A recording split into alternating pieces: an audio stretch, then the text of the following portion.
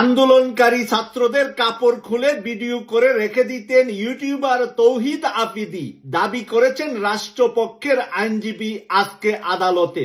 আর এই কুলাঙ্গারের জন্য মায়া কান্না করছেন অনেকে ভাবছেন ইমোশনালি তার বাবাকে গ্রেফতার করা হয়েছে, তাকেও গ্রেফতার করা হয়েছে, তার ওয়াইফ তো এখন 6 মাসের প্রেগনেন্ট। আমি আপনাদেরকে বলতে চাই, যারা মায়া কান্না করেছেন সালাউদ্দিন কাদের চৌধুরী আর আলী আহসান মুজাহিদকে একই রাতে একই মঞ্চে 2টা রশিতে ফাঁসি দিয়েছিলেন এই তৌহিদ আফ্রিদি আর তার বাবারা সেদিন ড্যান্স করেছিলেন, সেদিন আপনাদের মুখটা কোথায় ছিল? সেদিন আপনাদের মায়া কান্না হয় নাই এরকম 2 জাতীয় নেতাকে, 2টি দলের 2 শীর্ষ নেতাকে যে একসাথে মিথ্যা মামলায় ফাঁসি দিয়েছিল? আজকে জাতির কাছে আমার প্রশ্ন এটা।